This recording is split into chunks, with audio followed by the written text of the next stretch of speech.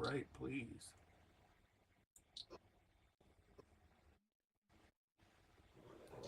We're about a minute out.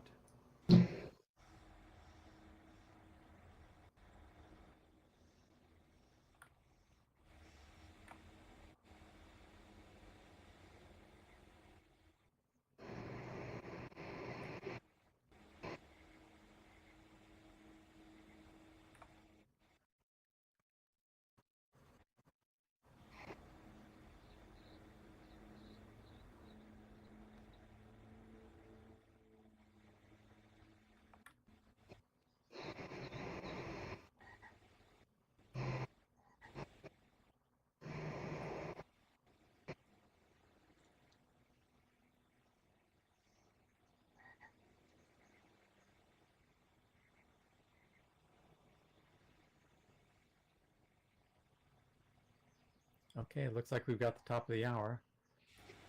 Hi, everyone. I really want to welcome you here to the Virtual World Education Consortium and our expert series. Today we have Rand Hinrichs here, who's presenting on the Cyber Exit project, the Cyber Ed in a Box classroom project, and in addition, really about navigating the digital future and where we are. And Rand is the author of the book Engaging the Avatar, New Frontiers and Immersive Education, as well as running the company 2B3D, which does a lot of immersive builds for educational games and things like that in world, changing the lives of veterans and other groups. And just want to really welcome him here today. We've been collaborating on the CyberX project that we'll be touring a little later today. And at this point, just thanks so much, Rand, for being here. I'm really glad you're able to share with our group. It's a total pleasure to be here, and I know you more as Eric, so I'll probably end up calling you Eric the whole time. That's good. I would like to take you guys on a little journey, a little history journey first. I've been in virtual worlds for many, many, many, many years, not as long as the history, but I'm going to start a slideshow that's going to advance every 5 seconds so that we can get through the history very quickly. And then I'm going to talk about what we haven't been able to achieve yet in virtual worlds. And then we're going to take a tour over to the project that I'm currently working on, Cyber Ed in a Box. So getting this show started, I want you, let's see. I want you to remember Tim Berners-Lee told us that the internet was a place that was going to be a place of imagination. It's really become a place of replacement where we replaced applications and hardware and software with other things. I went to my 50-year reunion last year, and what it did is it reminded me of where we've come from. The Sensorama in 1956 with smell technology, these virtual head displays that were being played with in 1968, the famous Muds and Moos of 1975, all text-based. Then came Tron, upping the game in digital CGI, the idea of games like Habitat in 1986, and then the famous Snow Crash book that really set everybody ablaze with what this alpha world could really look like. So in 95, we started to do content creation today, and my co-author of the Oxford Handbook of Virtuality started doing conferences, and I started to take advantage of Second Life and open source in order to be able to start creating some immersive environments. Started a class in 2008, which some of the people are here, have created ideas about how to look at virtual worlds from a different perspective. And here we are now in 2010 and 24 with all sorts of Oculus Rift. But what can't we do? Every object is not digital yet, and IoT is not everywhere on the planet. We can compute on a lot of surfaces, but not on any surfaces.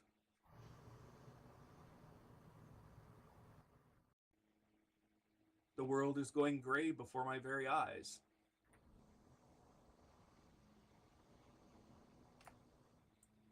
Advance.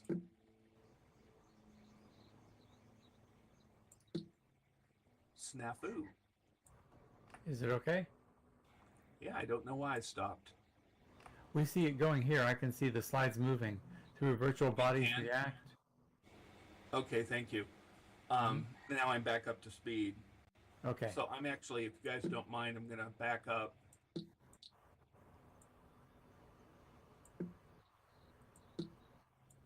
I was doing so well. Yeah, it was moving along. I see holograms now, embedded We should sensors. be right at about trans world communication. You're right there. Oh, Not cyber one. secure, that's important, that slide too. Okay. So one more, and that's when it went gray on me, I see. Okay. Forward. So cybersecurity is the area that I've moved into because I was really interested in these worlds being secure. Sure, we've got ChatGPT and we've got Zoom, but we really don't have face-to-face communication yet across multiple screens. We have sensors in some things, but we don't have them in everything. And sensors are our IoT freedom.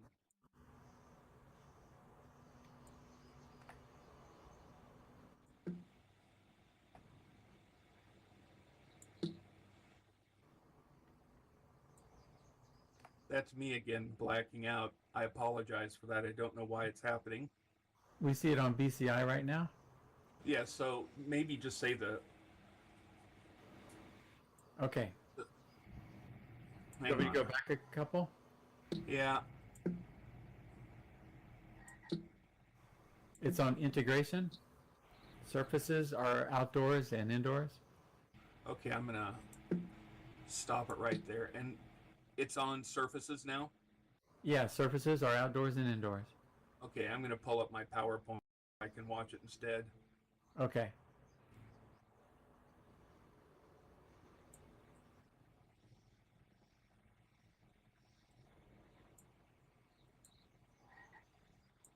I taught everyone in my class to always be prepared for crashes.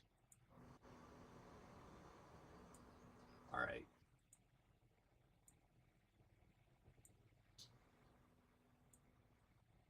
Okay, you said workable surfaces.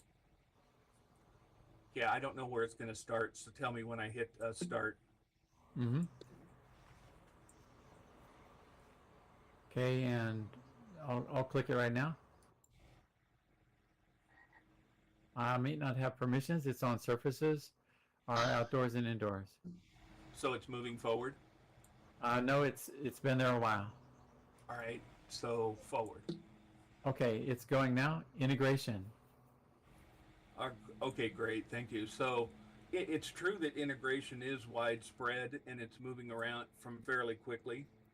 It's also with Neuralink and Elon Musk becoming part of the brain computer interfaces, which I'm now studying in my PhD at the University of Idaho. We're able to reach into the technology and interact with the technology with our hands and our body. This all is technology that is from Microsoft. Mm-hmm. Avatars becoming more real. Eric would tell me when it lands It, on. it, it looks like you'll have to click each one. It's on integration now. Okay, good. BCI. Okay, so brain computer interface, good. We're helping each other out. Mm-hmm. This is probably going to become more dominant in our next generation of technology as we look for faster ways to compute. We move, our virtual bodies react. So we're moving our virtual bodies, and our bodies are responding to all sorts of technology from wearable devices to integrated devices into our human body. We reach through data. We can actually use our artificial limbs and reach into data so we can do some of the work that we're doing with post-traumatic stress disorder and phantom limb syndrome. Avatars are real. Avatars are becoming quite sensational. The ones that I've seen at Meta lately aren't the ones that I'm expecting to see next, but what we're starting to see with CGI and the next generation of avatar production is going to look exactly like you. And with the implantation of sensors inside of your human body, it's going to even be more realistic. Emotions? Already we have technology that's watching you and determining what your mood is. You see this with artificial intelligence right now that predicts what your mood is going to be and starts presenting marketing information that's based on your mood. So, with that camera that's been pointed at you for a long time, and the generation of cameras that are both going to be looking at you from the outside and the inside, you're going to be able to see this whole awareness of mood and mood interaction. Nano? And of course, we all know that healthcare is the number one recipient of virtual world technologies as we've gone into the human body with all sorts of micro technologies and nanotechnologies that are capable of moving throughout all of our body into our cell structure. So virtual worlds are starting to get close to the way we thought they would be when we are moving through data because it's embedded everywhere. DNA bits? You're talking now about people in various research facilities around the world looking at how you upload your consciousness into the internet or into the computer. I'm just starting to read Daniel Dennett. I saw a preview of Jeffrey Hinton's views on large language learning models recently, and I had never heard the name before, Daniel Dennett. But now that I'm starting to read his books, I'm beginning to see that the brain is indeed material, and we are capable of observing it at the fMRI level, and we also are capable of interfacing with a neural network so that we can begin to identify parts of the brain that determine human behavior. I'm at the center of ethics looking at, can we actually find more where morality is located in the human body? And if so, can we have some type of impact on it? Looking at genetic studies of you are predisposed to have certain behaviors based on the way your brain is formed, and starting to make us think about questions: do we really have free will, or are we predetermined, and are we managed by our environment and our social and cultural experience? Virtualized cities? This is something that I've been involved in by being in a NSA grant at Portland State University, where we've been looking at the smart grid and looking at how we can not only preserve the smart grid from cybersecurity attack, but looking at how we can utilize small-based personal area networks to bring energy to individual locations around the cities. If we're capable of wiring a city so the whole entire city can be managed through computer networks, then we're going to be able to figure out how to do everything from order groceries to control our heat sources within the houses, to controlling traffic within the cities. Where we have grown with computer vision is quite outstanding. So we should be looking at next generation cities, probably more in Saudi Arabia, in the United Arab Emirates, and some of the places, Singapore, around the world. The United States is not leading in this area right now, but it will be. And we can have it all. We can. We've been dreaming about this, for 70 years? We've been looking at artificial intelligence, at least the weak version of artificial intelligence, up to this point.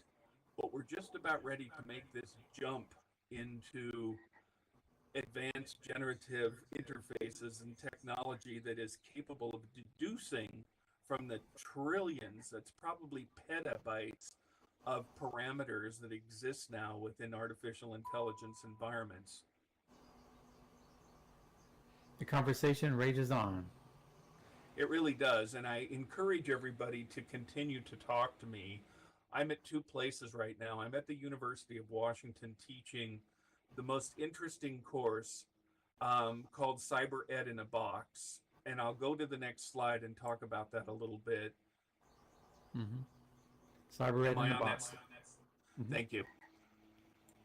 Cyber Ed in a Box was designed primarily to look at advancing the number of high level individuals that we can place into jobs within the United States. So, this is an effort that's funded by the Department of Defense, under which sit the National Centers of Academic Excellence in Cybersecurity and in cyber research at 440 schools around the country.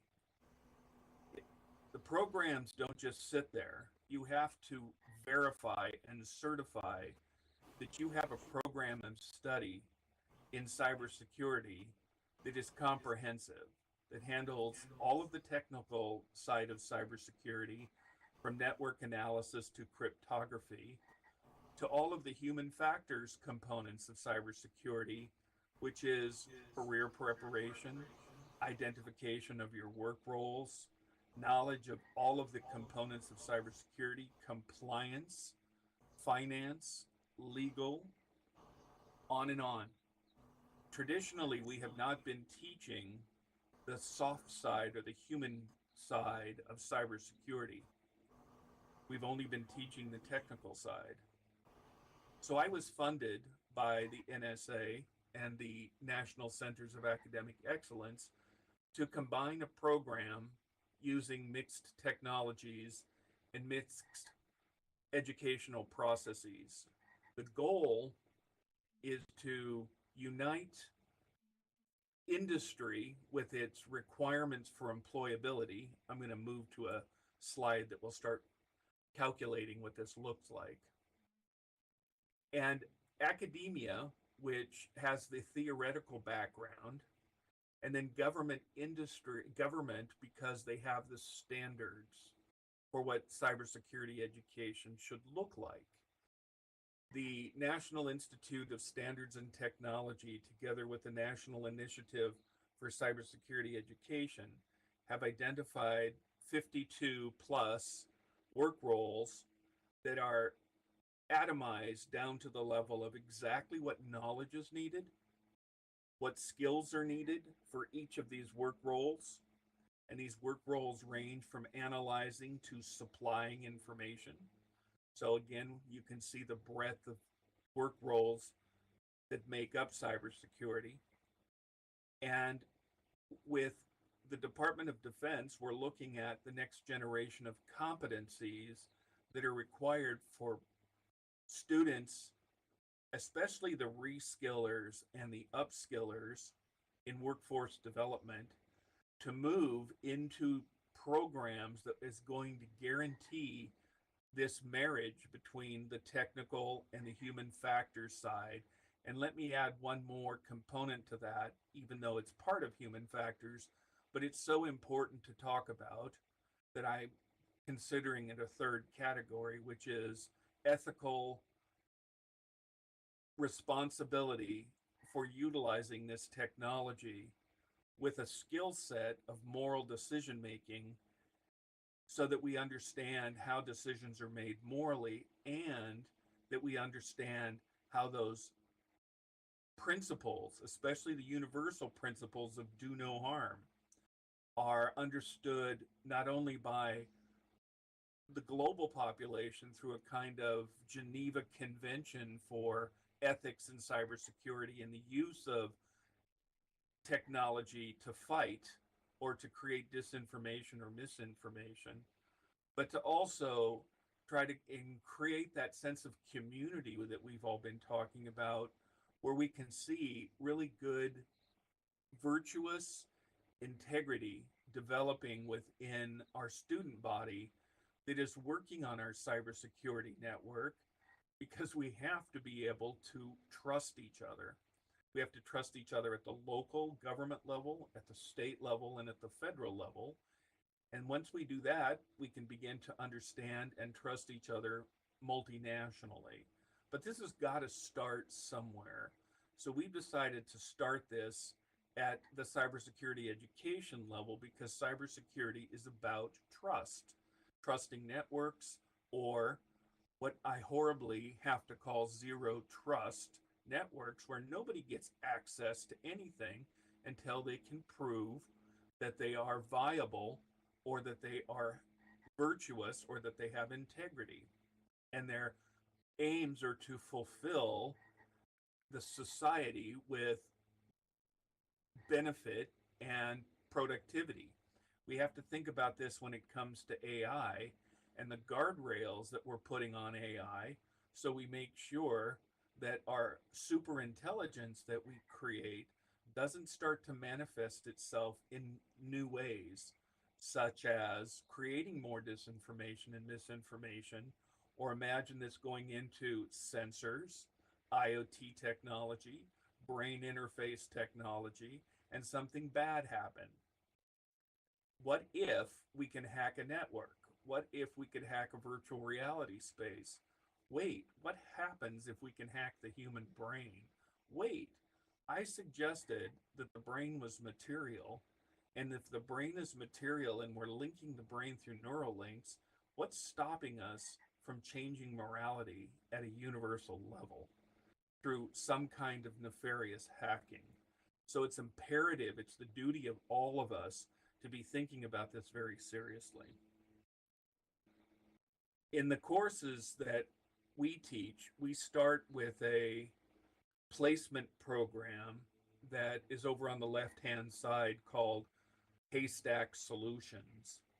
And it's a cognitive assessment test that evaluates how people process information and what their tolerance is for working real time versus an exhaustive search or an exhaustive amount of energy or intellectual horsepower that's required for them to make decisions.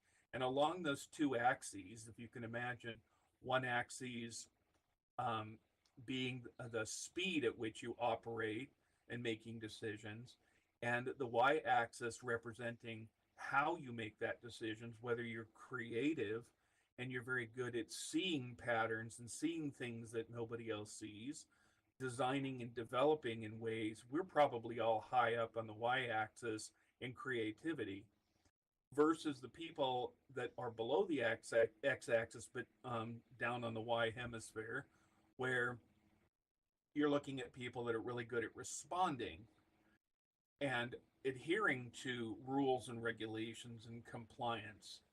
We take this test and we determine one more thing: whether people are defensive in their actions for carrying out cyber behavior, or whether they're defensive or offensive. Defensive, obvious; offensive, meaning that we put lots of guardrails in place to prevent bad things from happening. So, because we have integrated this down to the very atomic or molecular level of what knowledge, skills, abilities, and competencies are needed for each one of these components to ensure trust and an integrity, and technical skill and other human factors, we're able to find through artificial intelligence what kind of person is a digital forensic specialist. What particular skill sets, where do they fall on the upper and lower quadrants of offensive and defensive, or on the quadrants of information processing, or individual processing, is what I would prefer to call it, for whether you are creative or whether you are a responding type of individual. Then what we do is we give them a baseline of courses and activities in risk management. We found that risk management is probably the thing that needs to be understood in every aspect of every job in cybersecurity. And the students go through that autonomously, whichever word, um, and they move through the course. But we introduced three other things. We introduce artificial intelligence and chatbotting.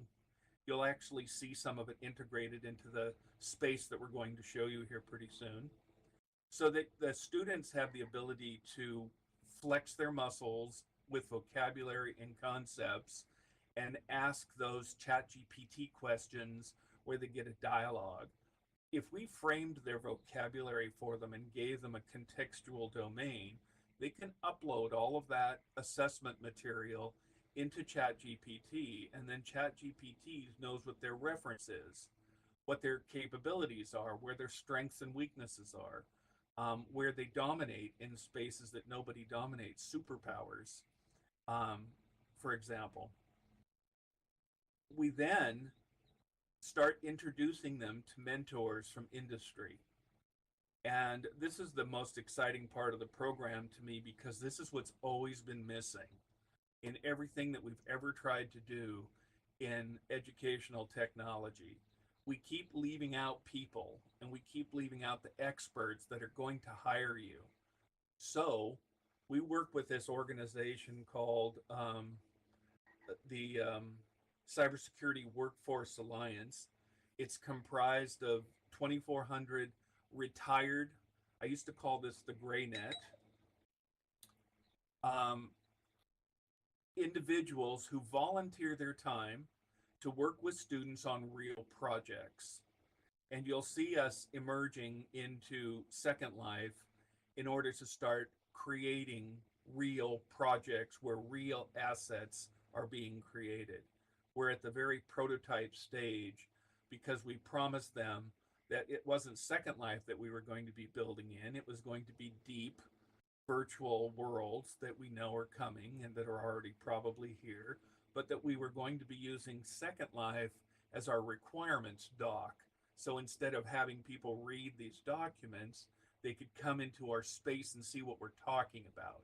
So what you are literally walking through when we get up there is a requirements document and functional design specs.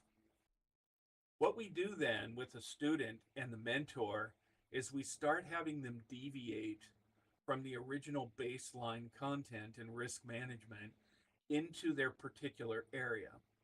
So if I keep using digital forensics because I found out that's my secret competency that I didn't know that I have one cognitive feature that was identified as seeing anomalies in data before anybody else does. It's really kind of a superpower of mine, and it turns out to be true. So I looked at the requirements, and then I started to associate myself to the digital forensics community. Here in Seattle, it's the Secret Service.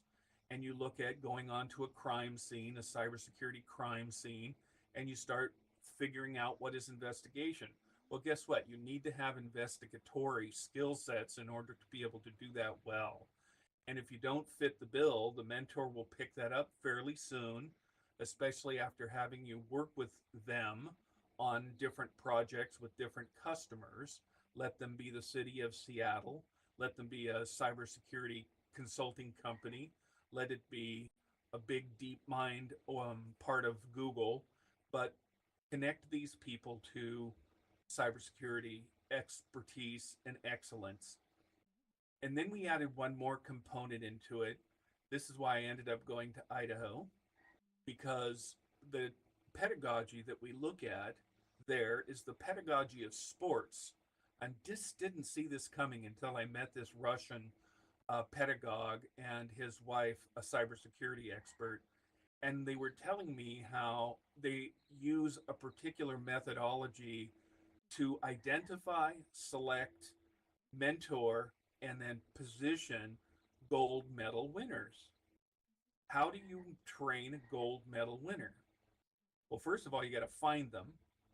Then you have to assess them. And then you have this other quality that's required is get to know them so you can see their hunger and you can see that they're over excelling behavior and you really get an idea of who these top performers are. So when I pitched to the DoD that I was going to create gold medal winners in cybersecurity education through a sports technology that's proven by every football team that you've ever watched or every baseball team you ever watched, because the principles in coaching in sports technology work and we do actually create gold medal winners. So why can't we use that technology here? So watching the time, because we're going to start our tour in just a second, um,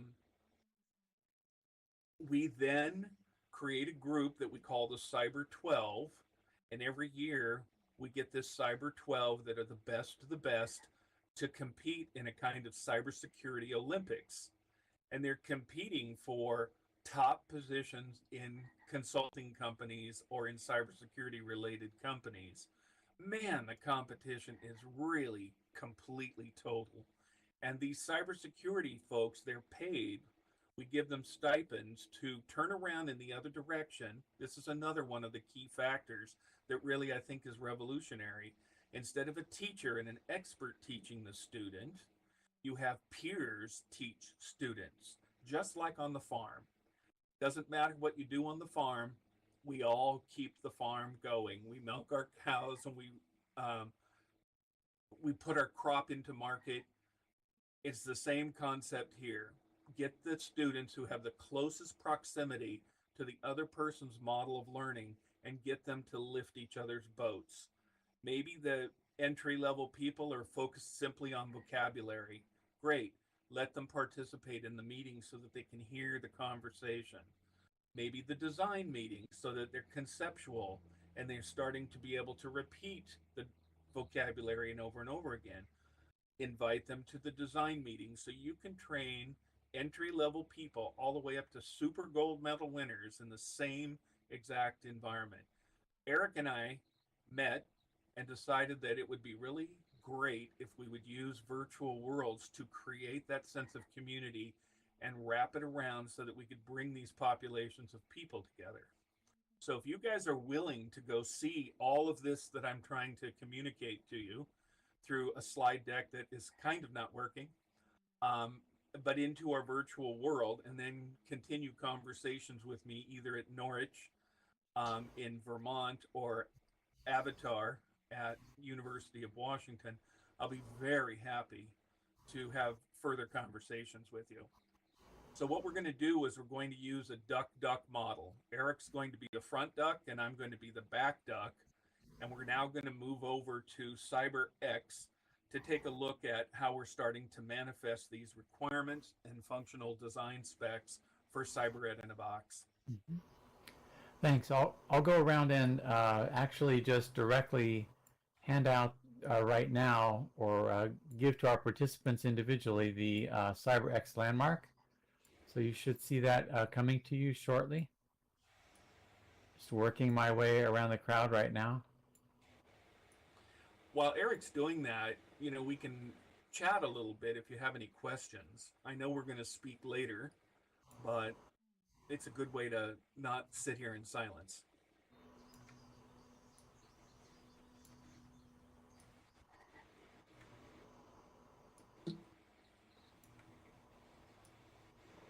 Really? No questions? We may see some things come through in the open chat. Oh, I see. And I just tried to impress Val with how closely I follow chat. But I have too many chats open. Let's see, it must be this one. All I see right now is my abstract. Okay.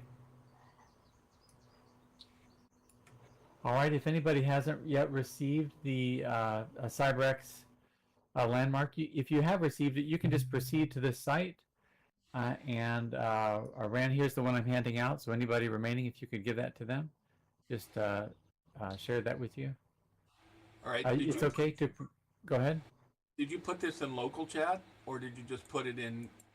Oh, wow. That would have been a much better solution. Let me do that.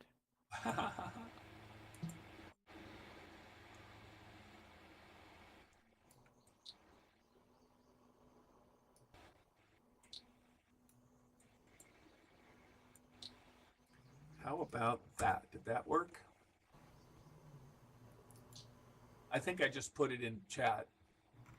Okay. Yes, it's there. Okay, so everybody should have it now. And if not, Rand will be here. I'm going to head back over to the CyberX site. All right. We'll see you in just a second. I'll get.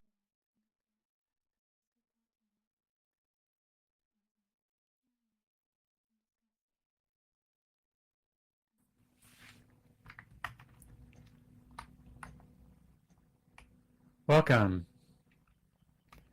So this is the CyberX facility. This is the entryway. Usually we're starting with participants here and either acclimating to the space, or it's a place that we'll have conferences, and we'll also have the ability to for meetings.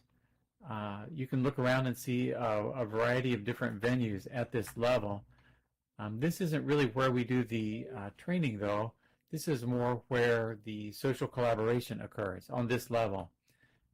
We'll wait for a few more people to get here, and I'll do that. For those of you who have heard, if you want to take a quick look around, then come back here in a minute or so, and we'll use the teleporter beam in the middle of this sim, and we'll be heading up to another area.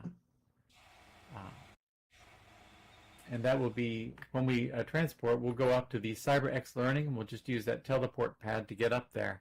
So you can take a moment if you want to look inside the conference center and see some of the displays that we have set up, or you can just cam there and stay here, either way you want to do it. I will be putting my presentation in there as well. Great.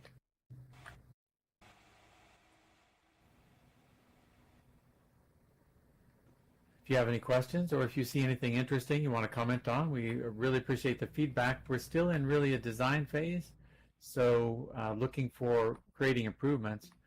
One of the things that you'll see about this facility is that we're right now offering education experiences to students that are designed by us, and we're wanting to change that to have students create the education experiences so that a continuous development process takes place, where students who are coming in determine what the gaps are, what the new components should be, and then begin to design those out. And we can work with the students to do that in a sandbox style development environment.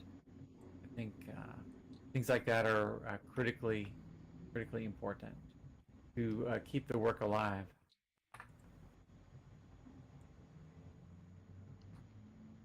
Also, in this area, like we were talking about before, there's an alumni center and a help desk that would be used during live events.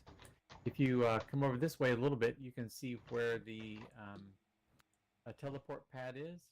I'll go ahead and start that up, and if you all want to go to the next set, then you can hop on and get there, and I'll join you in just a little bit. Click on one of the teleporter beams.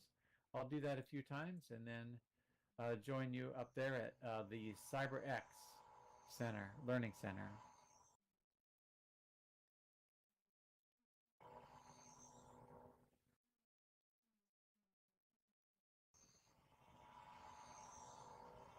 You have to actually click on the beam with your mouse.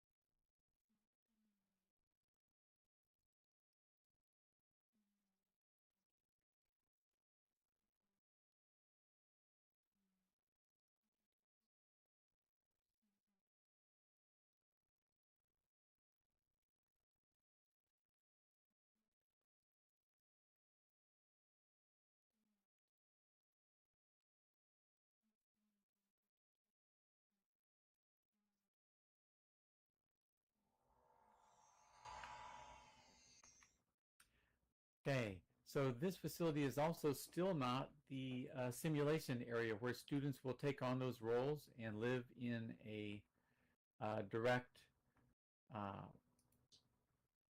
experience. This is an area that is learning in a different kind of way. Here we're looking at collaborating in front of active resources, live resources on websites throughout the cybersecurity community. And Rand, if I can hand off to you to discuss that a little bit. Yeah, this is the idea of seeing every one of our parts of our course and how we work, each one of the screens being operational.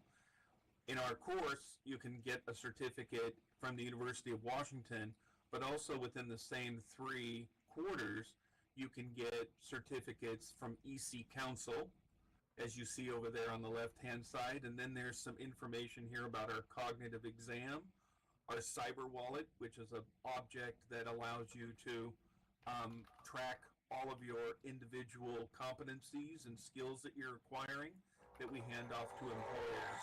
But this is what the experience is like on all of the Cyber Ed in a Box components. So back to you, Eric. Okay, thanks.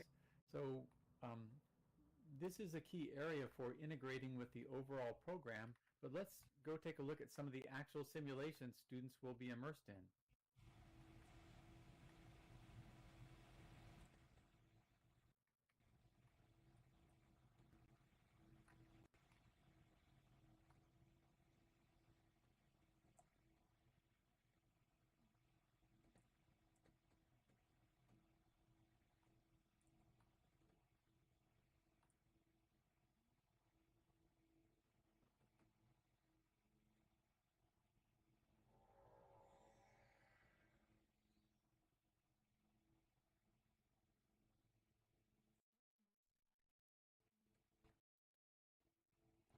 While we have teleports set up throughout the facility, I think walking to get a sense of scale helps. One thing you notice about this facility is it's set up as a series of pods floating in space. This is intended as a psychological prompt for the students so that they realize that while there are lots of experiences and roles available, that they can go into a particular simulation, a particular scenario with a role. And so the pod helps to isolate it much in the same way that when a member of the USS Enterprise in Star Trek would be going into the holodeck,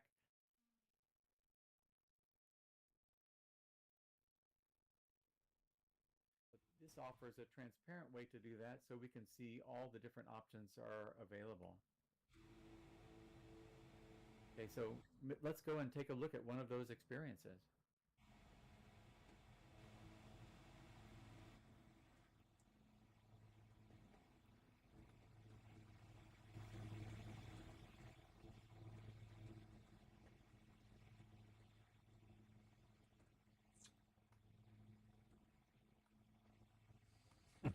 Stay off the rails, Val.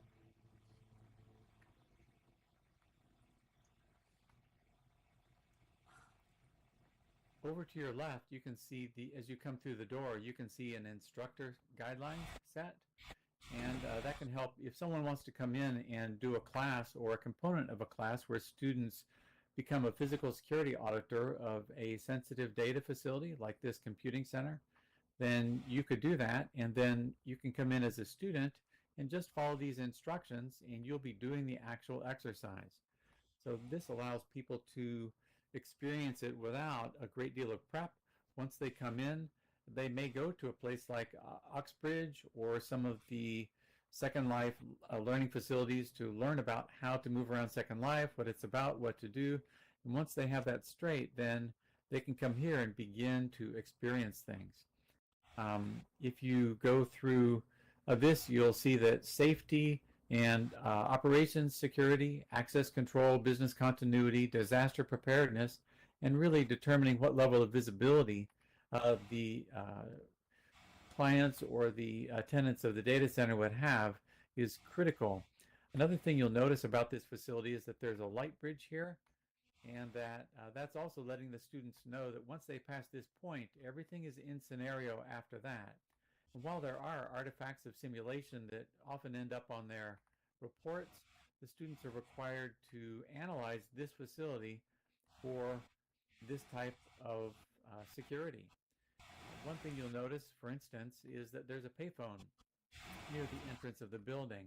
A payphone like that, you may say, is great, it's convenient, it could be a life safety thing, it could be really handy.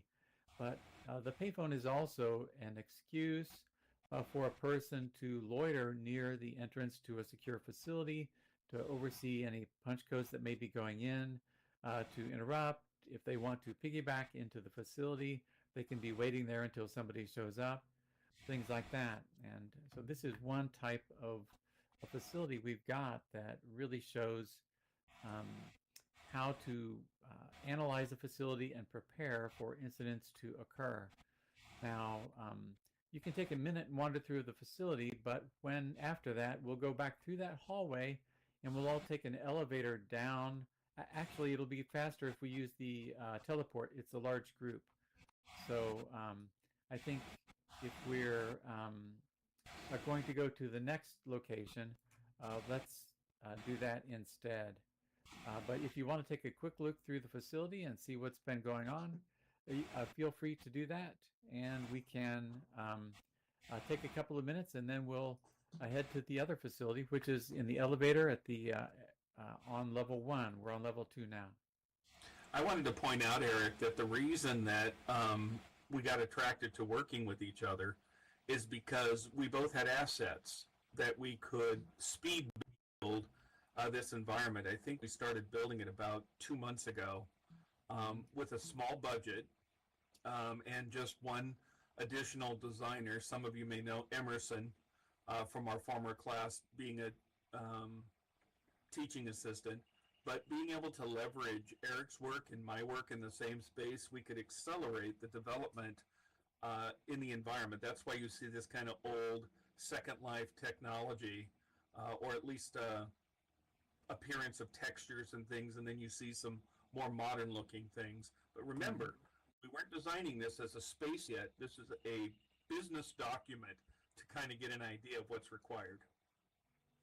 Right, and this particular facility was designed with Vincent Nestler and some others at Idaho State. And there's a paper published on it. If you're interested, let me know, and I can follow up after the tour. So now we're going to take another quick look at what happens after the incident occurs. We're going to look at a forensic crime scene where a murder has been committed in a similar facility. So I'll see if we can use this transporter to get us there quick. And this is a great opportunity. Hop on the beams, and it'll take you down. We will not need to take the elevator. This is a great opportunity to talk about partnering with Val to create a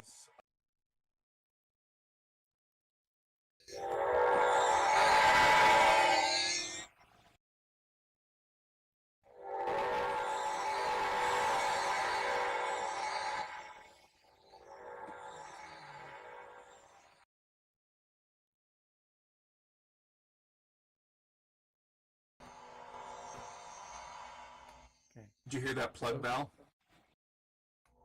Okay. Oh yeah, I'm listening. So here we are at a similar looking facility, but you'll notice that things are different. First of all, we have Officer Kowalski here at the beginning, and if you talk to him in open chat, you'll get some comments about warrants and other things that may be involved in crime scenes. This officer is using an ELIZA chatbot, and all the code resides right in the object here in Second Life. Looking around, you can see also over here, Officer Sam is a very different kind of officer. This is a chatbot using GPT chat or Chat GPT, and you can see right here, if you use the name, then the officer can come up and talk with you. Eric, for those people who may not know, can you explain the difference between ELIZA, which really was born around the 1960s, and then ChatGPT, just so they get the difference between the models? Okay. Yep, so you can see Officer Sam replying to me right there. And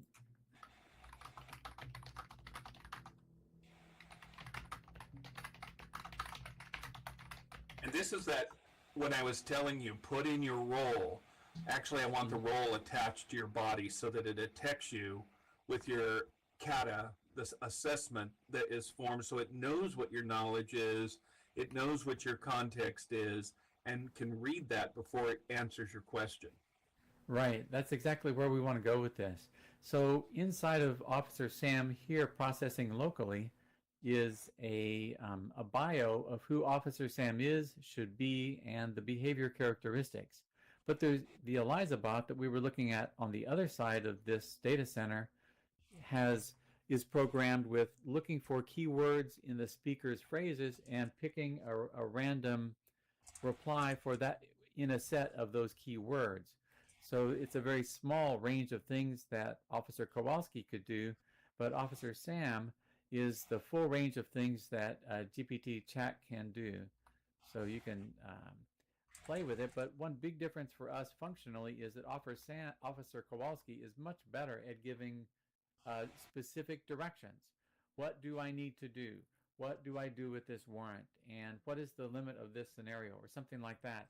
Whereas Officer Sam, you can have extended discussions in more of a mentor-like role, but because of the ambiguities in the bio, it's less able to provide specific instructions or specific answers. If you go inside the facility, you can see the crime scene. There's a dead body underneath the sheet, the bloody sheet. There's evidence, but particularly our students would be looking for these cyber forensic data to gather. Is there a little USB? Are there security fobs? Are there laptops? What are the things that might have been involved in this crime scene that could help us figure it out? And that would include looking back into the data center for things that may have been inadvertently placed there or inappropriate, looking at the basement, looking at the roof, or looking in containers and things nearby. We can take a quick look around, but if you check out the shipping containers and other things, you'll notice that some inappropriate things have been happening. I just opened the door on that out to our left. I mean, as you come out of the door, it'll be on your right side around the building, you can see. But yeah, there's been a lot of things going on in this data center that are inappropriate. And the students in the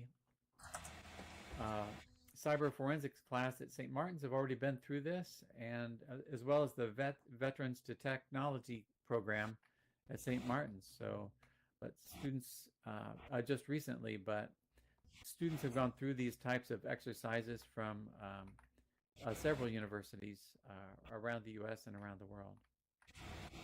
Okay. So this is very different from some of the other scenarios. These can be done more individually, but they can also be done in groups. If you have any questions, maybe we'll pause here as I get the transporter ready.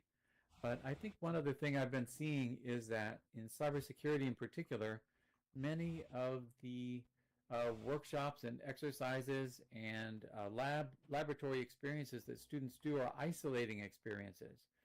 And people say, you know, are kids who are into technology more introverted? I think a better answer would be is we often train students to behave professionally in an introverted way by creating isolating labs.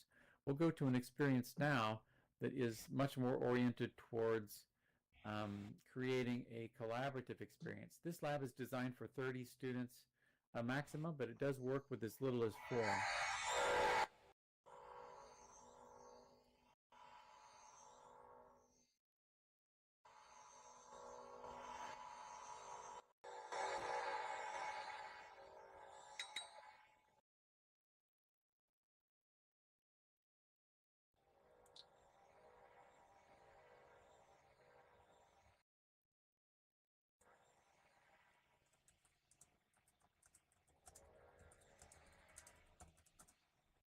Here we have a very different experience.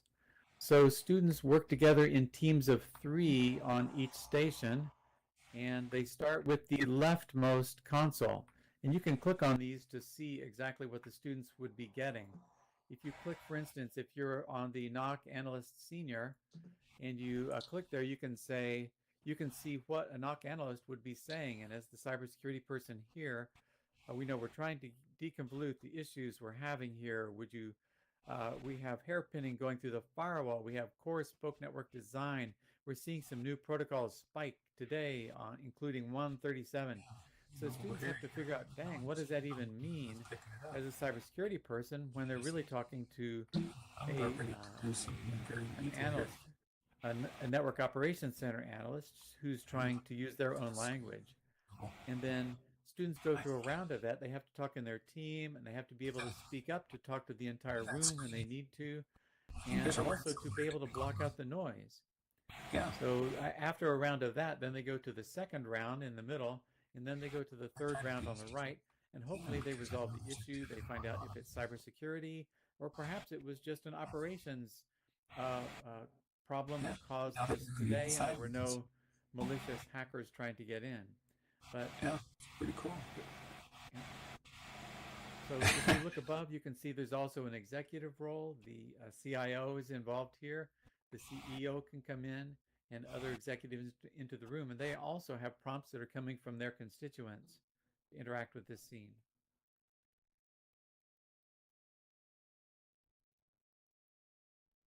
Ground to kind of simulate that idea of what's it like to be in this place when all these conversations are going on. And I noticed how you, like a bat, you stopped talking a little bit so you could hear what I was saying. Yes, that's big. Yeah, and also the distance we have between us when the group is together, making sure they're huddling and talking low enough so that they're not disrupting the room, and yet when they need to speak up, they can do it.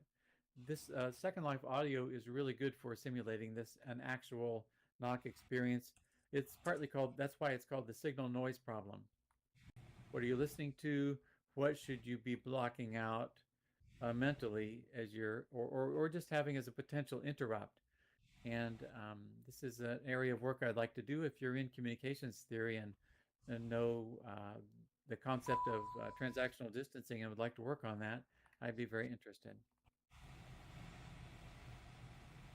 And I would be interested in anyone who also wants to work in Second Life with us, because we're operating to proof of concept, which we'll have done by August. And then if it really gets sold, then we get the big bucks to start taking us to the next level. Yeah, and even if you just have students you want to run through these experiences, I can help out with that. And we really like to collect survey data, not for scientific publications, so there's no IRB, but just to improve the facility. It's operations surveys to help us make the work better, much like a student survey that can help improve a course. Okay, we can go on to another facility.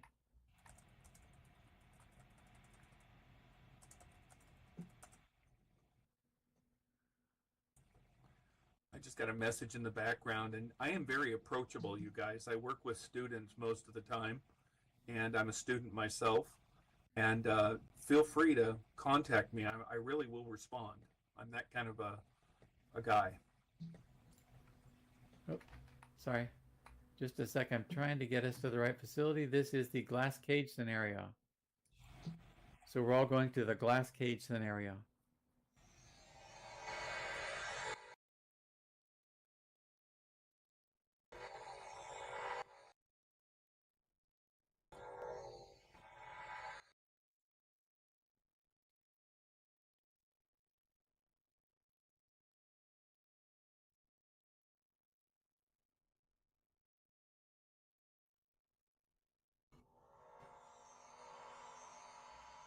Okay, we already have somebody going through the secret door. Okay. So as we let it res in a little bit, this is an interesting space. If you look around, and it's very different from the spaces we've seen before. No, don't go through the secret door. I guess everybody's moving this way. We'll all kind of head this direction a little bit. I just want to make sure people can hear me.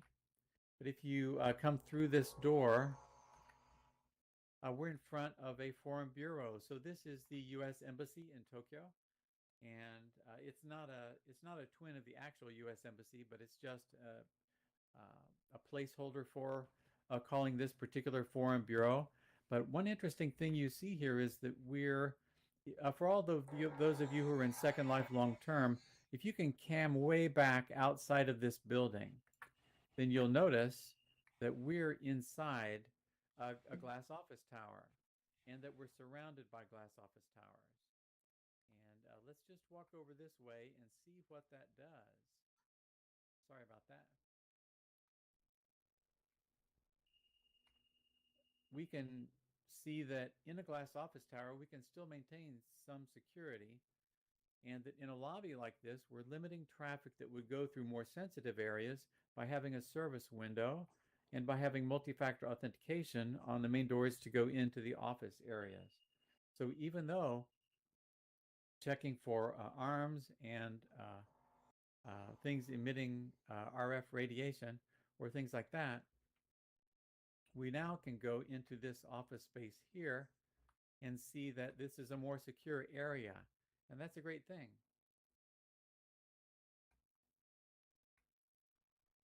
We've got a conference room over here where people can have meetings with a greater confidence that they won't be interrupted, that there aren't going to be bugs planted here or things like that nearly as much, because we've controlled traffic. So students have to learn about these processes and make recommendations for operations.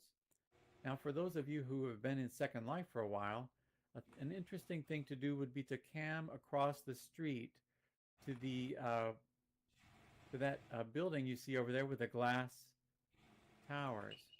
I'm going to click on that building, and if you look in it, I've taken away the window tinting right now, and you can see that there's some operations. Something's going on over there. Do you see that?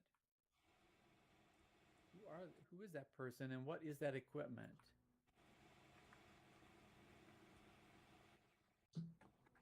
Yes. Well, we don't necessarily know Russian, right? But what we do know is that there are some people over there with high gain antennas and telescopes and analytic equipment, all kinds of things looking right at us. So this provides only a certain level of security to be in a place like this, even with all the security we've been through. And all that other security is still necessary, but perhaps we need another level. So if you all, I'm going to just bump by everybody here, so apologies in advance. But we're going to go back the other way. Sorry, Max. Here we go. And we're going to head back where we were into another kind of room. This is Eric, I got to tell you, you never stop learning, because this is where I really became aware of the glass cage. I read about it, but it never affected me like when I looked over there and saw someone staring at me behind tinted windows. It's a big mindset to be able to address things like this. So everybody, please put your cell phones in the little lockers on the left before we proceed. And the officer here can scan you with the wand to make sure there's no RF emitting devices or anything additional, not just the checking for weapons. Then we wait in a space like this for our meeting to begin. You can see, for safety reasons, we have to have exits on the building, but they're one way. And right here, there's a SCIF, security vestibule for information protection. And the SCIF has several components to it. One is it can detect if something's coming in, like a drill or something like that. Also, it's got soundproofing. It has a Faraday cage wall, which protects it. Even here, we're still going to have another guard having confidential discussions before the final entry into the space. But now we're into a conference room where we can have a private discussion. Say the ambassador is talking to the president about a sensitive situation. And here you can see we're in a place where, even though we don't know who's the tenant above, even we have to assume they're all operatives looking to understand what we're saying below, or perhaps even in the suite next door. So this gives us a different sense of that, the ability to really have more of a confidential space in which to operate. So now you've seen kind of the levels any foreign bureau has, and when you think about the budgets that people put into having an embassy or a consulate or an office, something like that, then you begin to understand the confidentiality levels that are required. We don't want to get rid of the offices out there. Even the office pointing right towards the glass can be valuable for social events, and we'd use that space, but just not for the levels of sensitivity. That's why levels are classified, and this gives you also a good sense of how we walk through different levels of classification for data protection and how that works. Let me ask a question to you all while you're sitting here. So in chat, give me a percentage. If you were in a skiff like this, how secure do you think you are in terms of cybersecurity information? What percentage of safety do you feel now that you've gotten rid of your cell phone? There's a Faraday cage in the walls. There's no cameras in here. In chat, tell me how safe you feel. Now, why do you feel that way, Chris? And why do you feel 50% safe?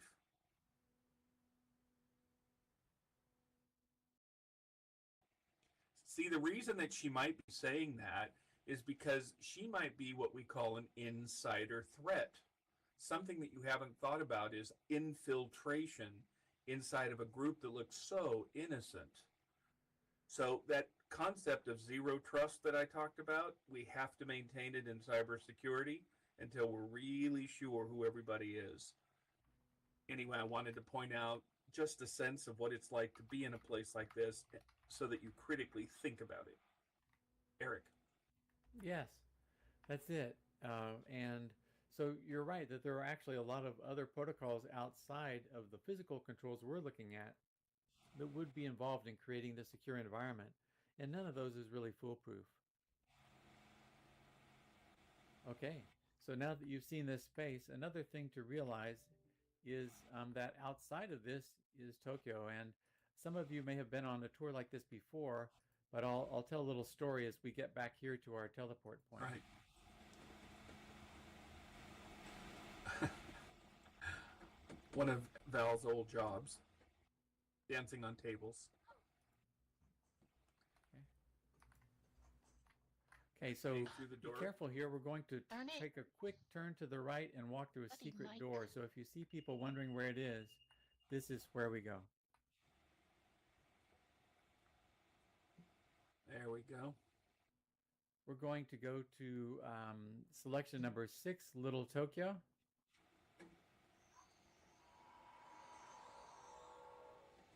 Eric, how realistic is this that these walls are so close to each other and you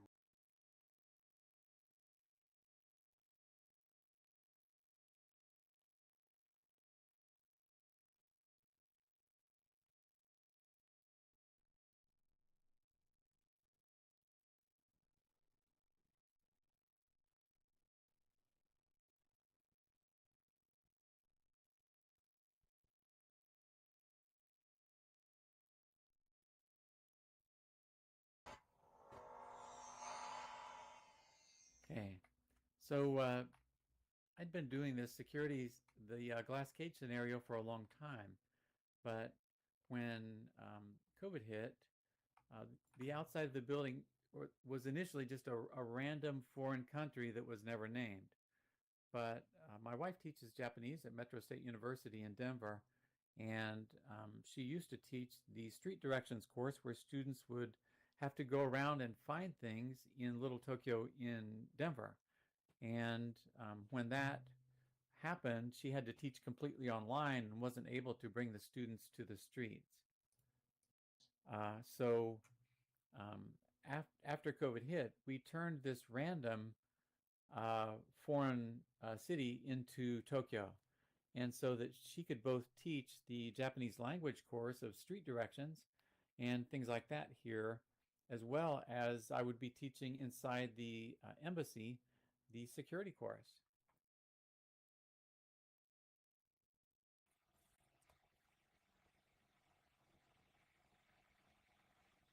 we're in Little Tokyo now.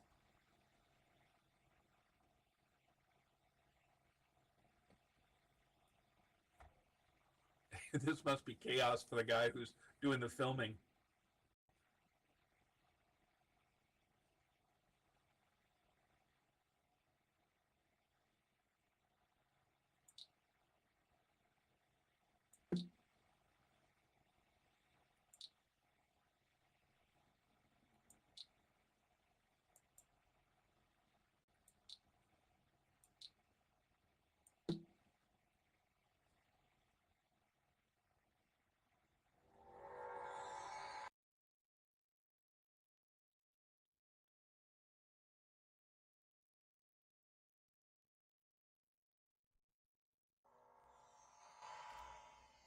Okay, so we just needed to pick up a few more people there. So you can see that disciplines that are really varying quite a bit are able to come together in a space like this for the experience. Uh, in addition, as you wander around this place, there are a lot of cultural activities to do for the students. There's a theater where they sometimes come, the Japanese club comes and watches movies and things like that. But also they learn about classroom etiquette, and where Max is heading is right where we should go to start maybe, is in this classroom. So students come over here and get a very different kind of virtual world experience. Here the classroom is actually part of the experience.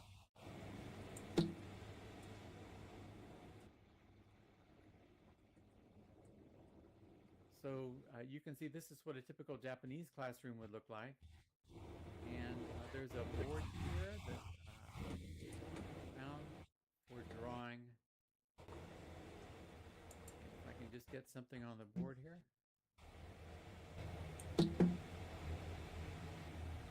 You can see I can draw kanji on the whiteboard to the right. There's instructions on the other boards. And these ones are using the web on a prim. And you can actually, these are interactive Google Docs that are used to control the class. So one interesting thing about this is that in the environments where you were previously, we can also use the web on a prim in order to control other virtual computers, like computers that may have been hacked, or servers, or computers on a virtual network in the cloud, so that students can be interacting in the social way with their students in the Network Operations Center or someplace like that, and yet still working on computers that they share the interface for in this world. For us, that's a big avenue of extended development, is creating these types of environments that have fully computer-supported systems, and so that you can go and look for those types of things, or those types of computer experiences, which before might have been isolating experiences, can now be collaborative experiences. So this is our Japanese classroom right here. And in cybersecurity, speaking foreign languages is really critical. So almost all of people in cybersecurity are picking up Japanese, Chinese, Korean, Arabic. Yeah, it's true. Okay, so let's travel just a little bit more, and we can show you some of the. I'll show you actually how a tour or a treasure hunt works. You'd get a set of instructions here, and then let's go back out.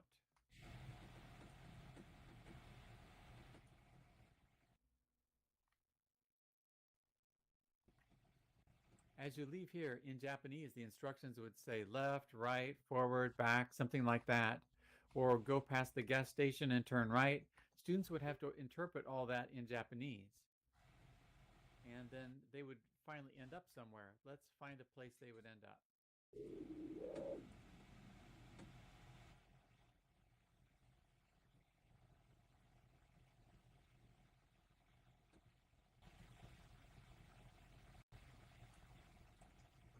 So the students might end up at a shop like this, and then you'll see inside a festival booth.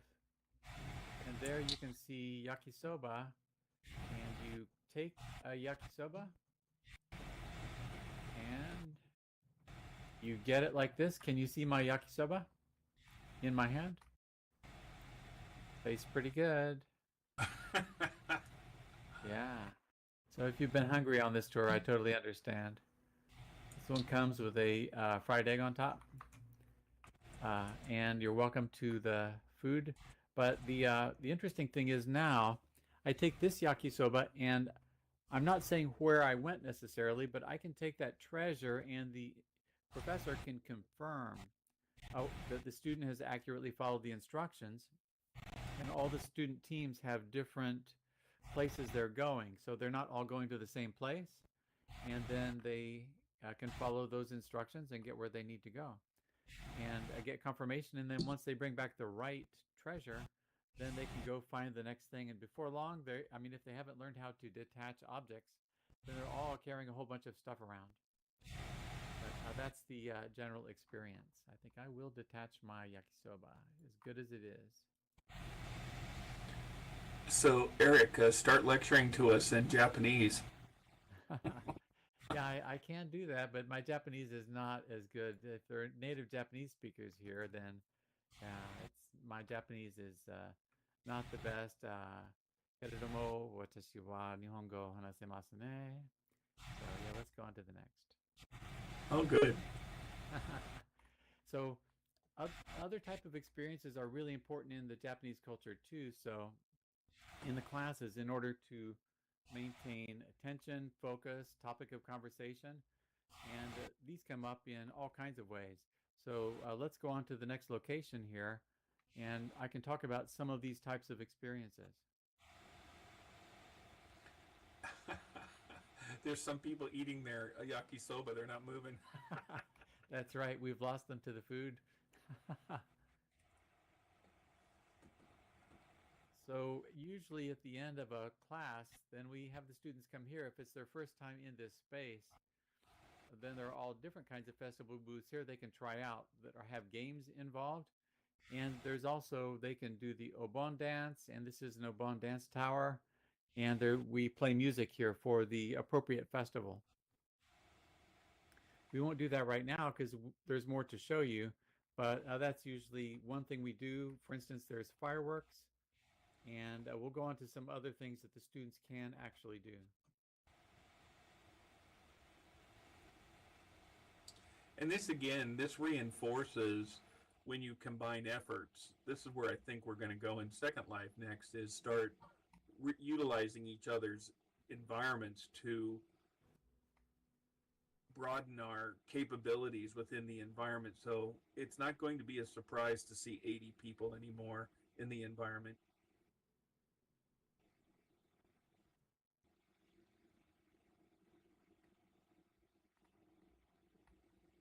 So here we've got student or some artwork. So the gallery can have different kinds of exhibits in it. There's a place they can, over here, there's the Museum of Japanese Musical Instruments. They can hear the actual sounds of things like a shakuhachi or a koto, shamisen, instruments like that. Here is a theater, and this, you may all recognize this theater from many builds in Second Life. And as you see the theater, you'll understand that the Japanese Language Club can come here and practice or really watch movies together. As long as something that is open source and available without copyright, the students can come in and watch clips and hang out together as part of their experience.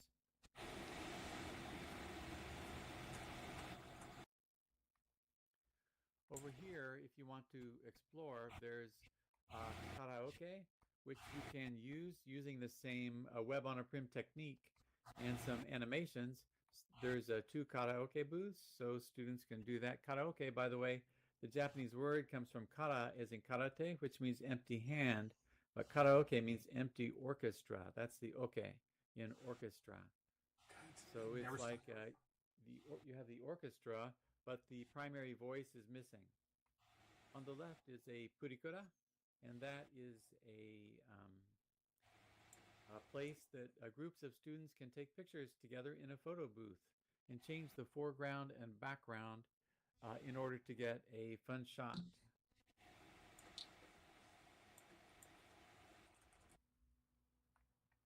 As we keep going, there's all kinds of things the students can pick up along the way, like traditional food in the farmhouse there. They can get kibidango. There's a fun song about that. The students would learn in different classes, but they'll recognize it when they get here as a reinforcement.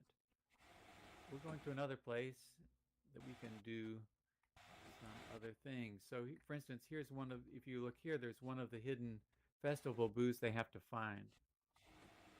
There's archery if you go up, but we're going upstairs.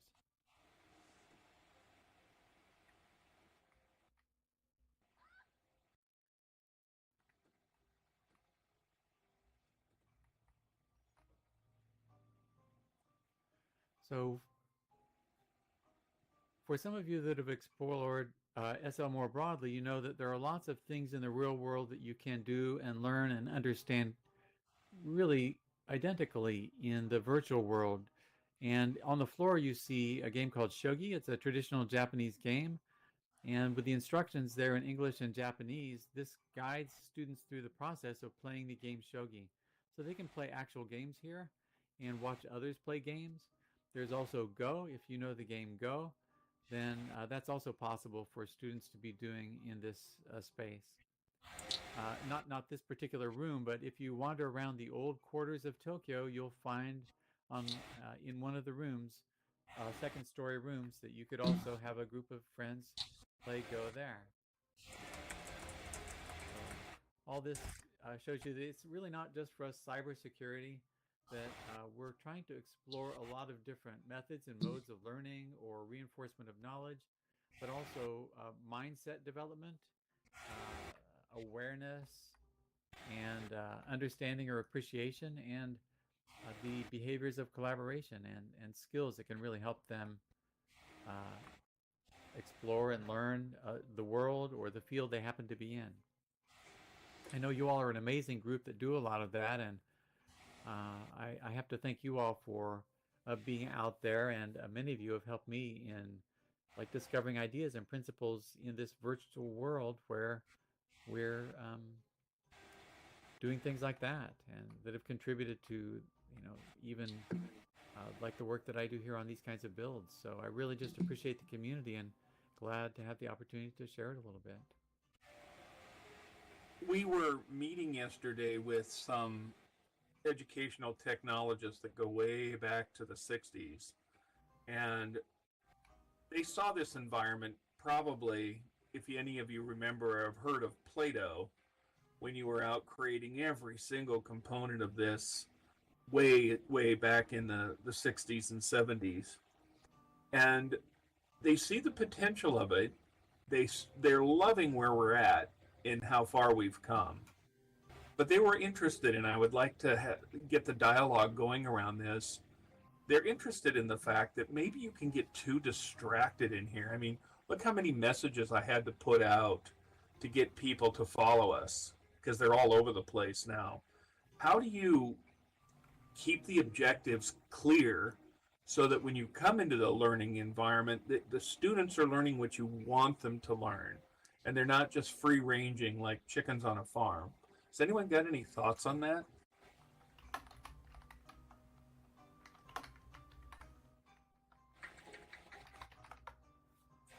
I encourage talking out loud, being an instructor for so long.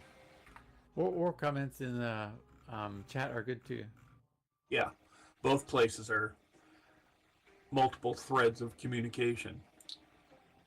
And Eric, talk a little bit about what we're thinking about in terms of not having students just consume the area, but prosume the area.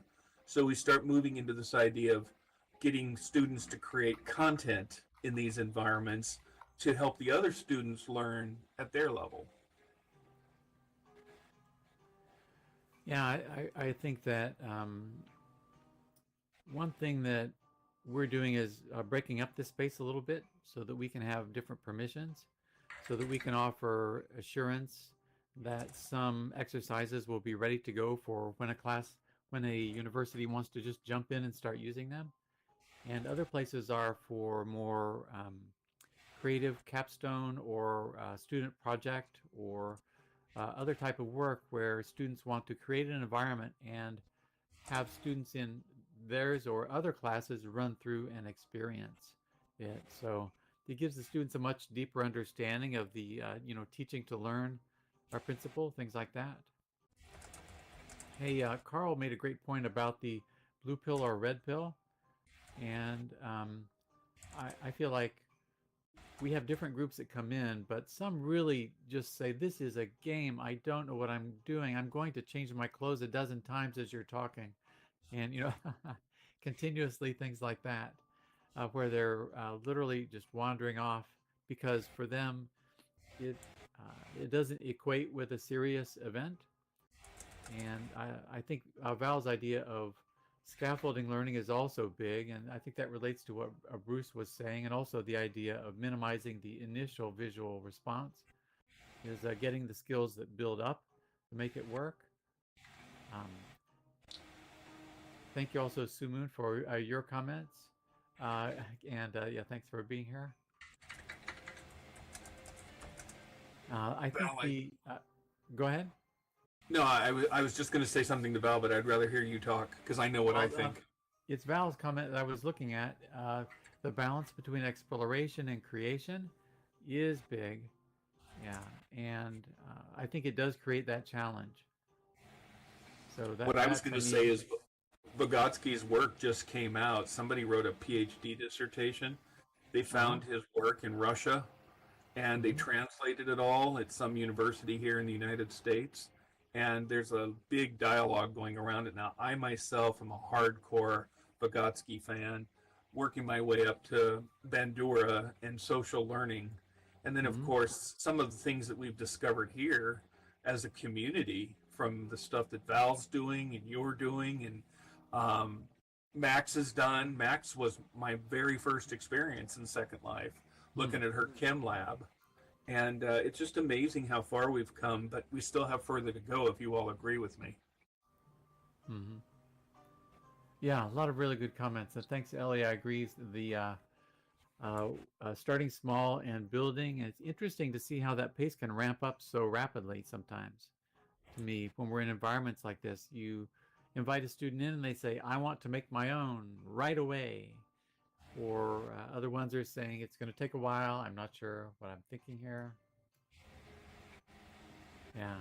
So I read an interesting study of a professor who went through one of the experiences, the first experience that you had, and he actually did a separate study where he just took the posters of cybersecurity information and just put those posters in the virtual world. That was it. And he presented the posters to the students on a web page and in a virtual world. That alone made the students remember more and understand more and be able to reply to questions more. Just that. It was very, very interesting. That was a group of students from the United Arab Emirates. Val, do you have a library anywhere that has an Eric-like resource to it? Not you, Eric. The educational resources that brought me to the University of Washington in the first place.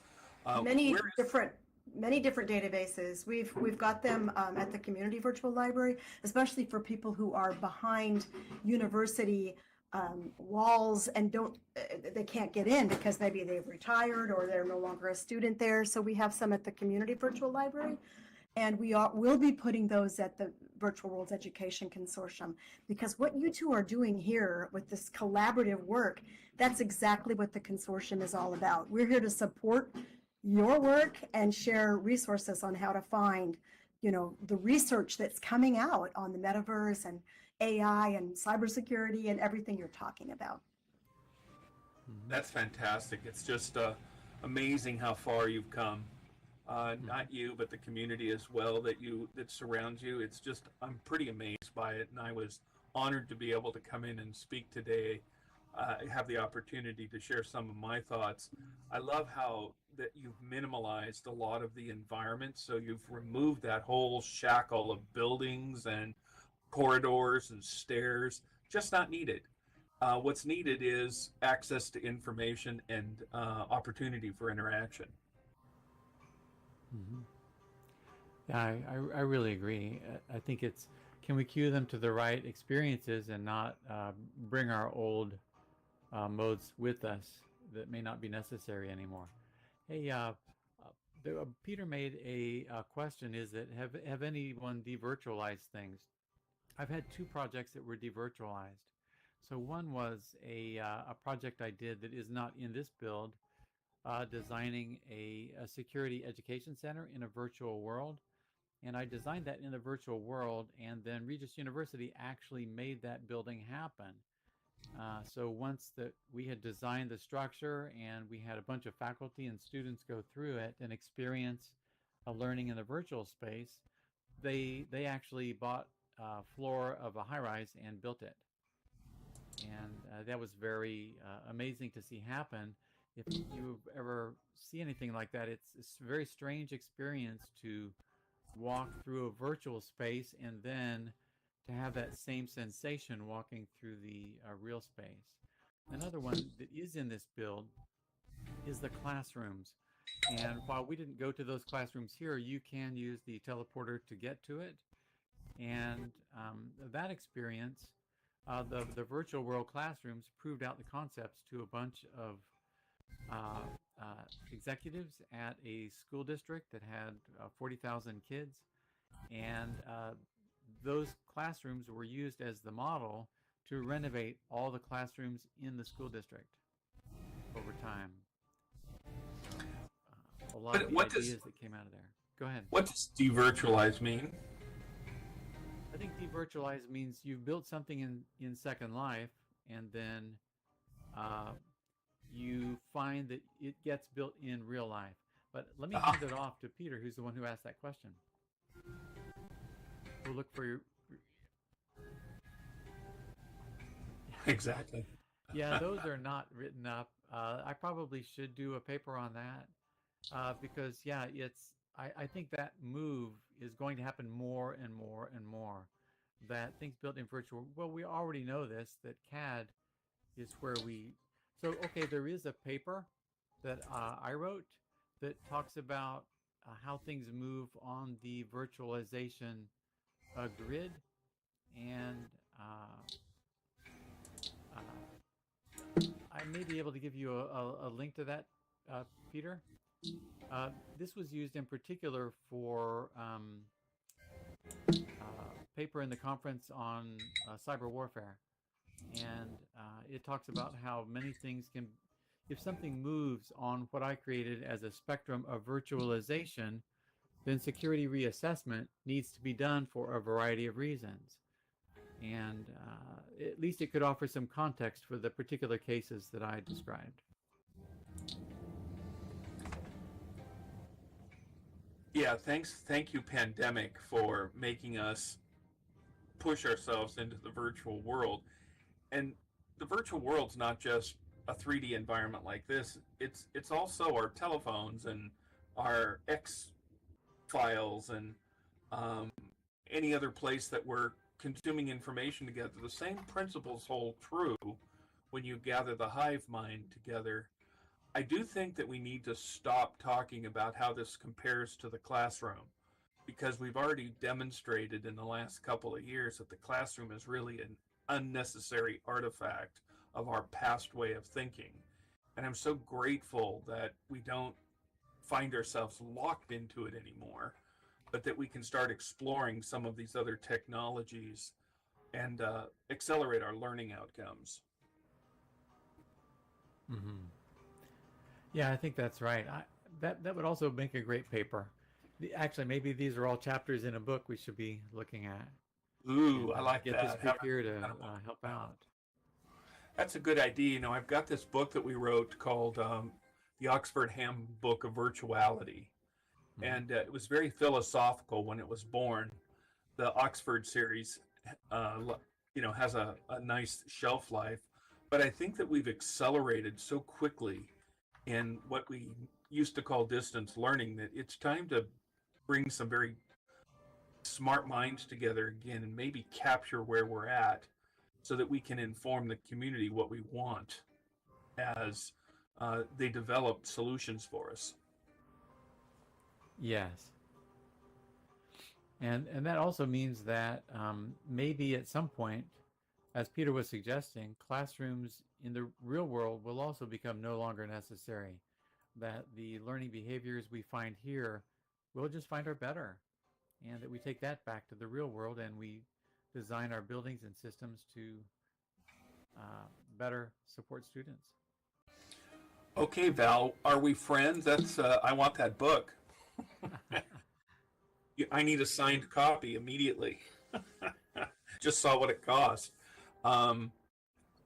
I think also that we have to understand that the Zoomers, I love to call us boomers and Zoomers, our kids, they have a different way of consuming knowledge. And they've also developed an attitude about our inability to be there for them to supply that knowledge or to supply those experiences. So they're starting to bypass us. You know, stepping on the heads of digital immigrants is kind of the way I'm suggesting it. You can take any person today and say, how do I fix the carburetor in my 1989 Cherokee? And within about 20 minutes, you have a really good idea of what to order, where everything is located, and what the opportunities are for analyzing what's going on with it. And you can actually accomplish doing it.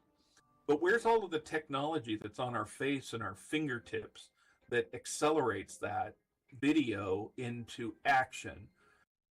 That's where we need to head. We need to be thinking about embedding technology in our perceptive environment, our hands and our ears and our eyes, and think about ways we can work more closely with the objects in our world rather than recreate virtual worlds, when it would be just so much easier to go into the city of Seattle and start reconstructing it so that the whole thing is digital, and we create digital twins. I don't know if any of you are looking at digital twinning right now, but it is the recreation of the physical world into the virtual world at multiple levels, including all network experiences, and looking at how artificial intelligence is accessing all the databases in the world and giving you specific information based upon that analysis. So I think we need to double step on how we're thinking about learning and with educational technology. Hey, those are really great points to end on. I want to thank everyone for being here, and especially thank you, Rand, for being our speaker today and for guiding us through that the historical process, the dream, and the technology state where we're currently at. Just really glad to have you as part of our expert series. It's a pleasure to be here, and thank you, Val, and thank you, Eric. You're just an extraordinary partner. I really enjoy working with you and all of the people here that I know. The rest of you, please befriend me and don't hesitate to contact me through my contact information. See y'all later. Yeah. Thank you, Rand. Here we go. Yeah. If anybody has any questions or follow-up, I'm going to try to get to the request for papers that are in, or anything else you've got. I'll scan back through the